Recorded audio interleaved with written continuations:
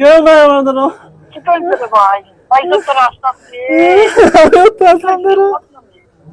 আমি তো ডেইলি থাকতাম, ডেইলি আমি পারতাম, ডেইলি কইতে খালি তার কেরিয়ার নাই, তার কেরিয়ার নাই, আমি চাকরি করি, চাকরি করি না, কেরিয়ার নাই, এর ভিতরে যাইতো হয় না কেন, ভিতর বিয়া করতে পারেন না তারা।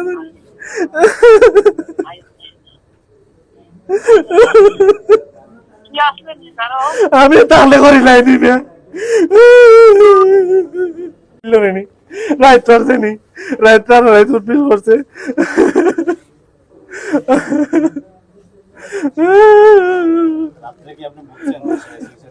এরকম কথা বুঝছি না ভাই, বুঝলে কি ঘুমাই দেবো ভাই, ডেইলি কম ঘুমাইতো, ডেইলি কম ঘুমাই, তাহলে কম ঘুমায় তার বাড়ি তো সন্ধ্যা হয়তো কম ঘুমায়। শিপু নামে 30 বছরের এক যুবকের আত্মহত্যা।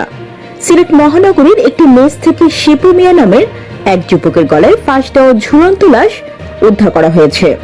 বৃহস্পতিবার 24 আগস্ট বিকেল 4:30টার দিকে আম্বরখানার গোল্ডেন টাওয়ার সংলগ্ন বাড়ি ম্যানশন নামক মার্কেটের 3য় তলার 239 নম্বর কক্ষ থেকে লাশটি উদ্ধার করে আম্বরখানার ফাঁড়ি পুলিশ। শিপু সুনামগঞ্জ জেলার দিরাই উপজেলার ভরারগাঁওয়ের আব্দুল লতিফের ছেলে। আমি আব্দুল বাড়ি মেনশন উত্তর গলি দক্ষিণ লেন তাইন উৎসইন পাইন লেখা point view manager Ambarkhana point view manager, তার নাম লেখা সালেহ আহমদ। তার লগে আসলো, এরপরে তাই একজন আনছিলা ওষুধ কোম্পানি রাহিয়ান নামের না একজন, তাই মানে রুমমেট হিসাবে একজন আনছিলা। তো তাই 2 মাস থাকার পরে এই যাচ্ছে তার রুম থেকে গেছেন কি, তো তাই বলে ঠিক আছে আপনি যাও কি, আমার ফুফু করে ভাই আইব, হ্যাঁ কোচিং করতো, হ্যাঁ কোচিং করবো, আই টেস্ট করতো, তো ঠিক আছে আপনি যে দেখি সেটা যাবো আগে আমি আনলু। এরপর তাই আমার অফিসে ইনফরমেশন দিচ্ছেন যে আমার এই বিভাগী এন পরিবর্তে আমার আপন ফুফু করে ভাই আইবা। আমরা অফিসিয়ালি যেগুলো করি, থানার থেকে যেগুলো কাগজ দেওয়া হয়েছেন তাদের, আমরা এগুলো করছি, তাই নাইছেন এই যে তার নাম হইল শিপু মিয়া, তাই নিয়ে এই উৎসইন 1/6/2023। আজকে আপনার আমি অফিসে আসলাম 1টা পর্যন্ত, নামাজ পড়িয়া আমি গেছি কি লাঞ্চ, 2:30টার সময় ফোন পাইছি আমি, ও আইছি আমরা 2টার সময় আইয়া। খালি মানুষের মুখে শুনছি যে অনেকে আমিও এখন দেখছি না যে ভেন্টিলেটর ফাঁকি দিয়ে কয়েকজন জানাইয়া সিলাইরা যে দরজা খুল, কেউ দরজা খুলেন না, যখন ভিতর থেকে সাহস হতো নাই, তো কয়েকজনে বলে উঠিয়া ওই যে সেলুনে একজন শিপন ভাই আছে, নান্টু বাবুর বাতিজা শিপন, হে বলে উঠে দেখছে যে ভেন্টিলেটর ফাঁকি দিয়া গলা রশি দিছে, কিলান দিছে, এটা এখন আমি কই তার উনি হয়েছে। এবার আইয়া আমি দ্রুত আমি ফোন পাইয়া বাসার থেকে আইসি, আইয়া দেখি তাই এইখানে না ও বাথরুম খানটা তাই বই দিচ্ছেন, তার তাৎক্ষণিক আমি আমার অফিসে নিয়েছি, মাসুদ ভাই ফোন পাইয়া, মাসুদ ভাই বলছেন তাদের অফিসে গ্রাহক নিয়ে মাসুদ ভাই আর আমার জমিদার বড় ছেলের যে তাই কইলা যে অফিসে নিয়ে তাদের চা নাস্তা করে তাদের ঠান্ডা রাহুক, আমার ফোর্স আর আইয়ালে তারা যা করা করো। আমরা সংবাদ পাইছি যে এই আম্বরখানাধীন এয়ারপোর্ট থানাধীন আম্বরখানার বাড়ি ম্যানশনের 3য় তলায় একজন লোক আত্মহত্যা করছে। তো আমরা গিয়ে ভিতর থেকে তার দরজা এবং জানালা বন্ধ পাই। পরবর্তীতে তার পরিবারের সাথে যোগাযোগ করছি, পরিবারের সদস্যরা আসার পরে আমরা এই দরজা বাইরে থেকে শাফল দিয়ে ভাঙার পরে এই ভিতরে ঢুকেই দেখি যে সে ঘরের তীরের সাথে সাদা লাইলনের রশি দিয়ে ফাঁস লাগাইছে। বাড়ি মেশিনে কয় তলায় এসে বসবাস? 3 তলায় 239 নম্বর রুমে। তার সাথে তার রুমমেট ছিল তার ফুফাতো ভাই। সে বলছে যে সে তার কেরিয়ার নিয়ে ডিপ্রেশনে ছিল, অনেকদিন যাবত ডিপ্রেশনে ছিল, যার কারণে সে এরকম একটা ঘটাইতে পারত। তখন ওই তার রুমমেট তার কর্মস্থলে ছিল আম্বরখানা পয়েন্ট ভিউ শপিং সেন্টারে, সে একটা চাকরি করে, সে রুমে ছিল না। পরবর্তী দুপুরের দিকে সে গেছে রেস্ট নিতে, বাসায় রুমে গেছে, রুমে গিয়ে আর দরজা খুলতে পারে নাই। হ্যাঁ, তার ভাই আছে, আরো আত্মীয়স্বজন সবাই আছে।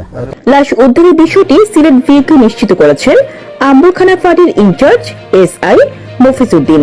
তিনি বলেন, স্থানীয়দের খবরের ভিত্তিতে আমরা এসে লাশটি উদ্ধার করি।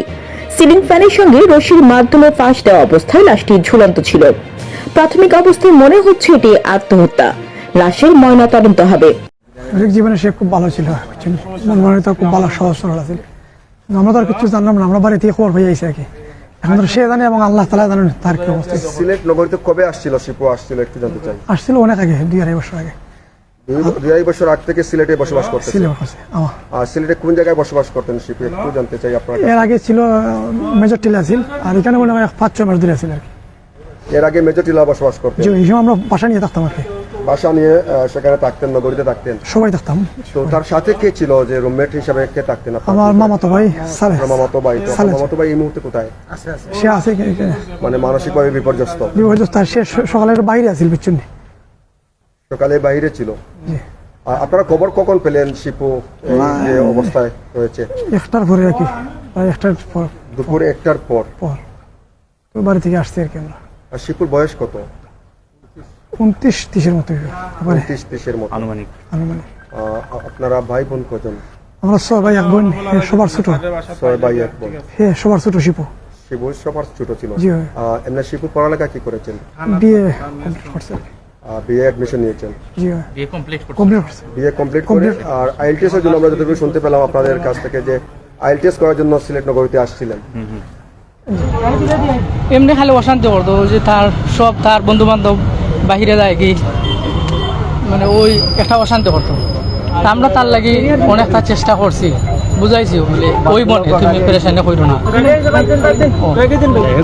ওনার আত্মীয় স্বজনরা কিন্তু এখানে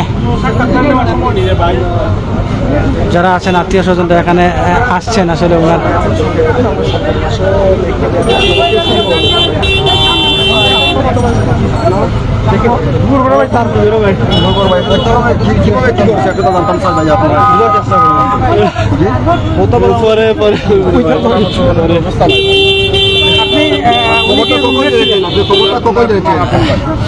আপনার আপন ভাই আসলে কি আপনারা কখন জেনেছেন আসলে সেই খবরটি?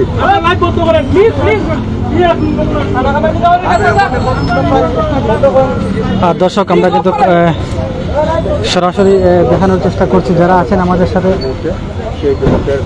যারা আত্মীয় স্বজনরা আসলে কথা বলার মতন কোনো ভারসাম্য আমাদের নেই।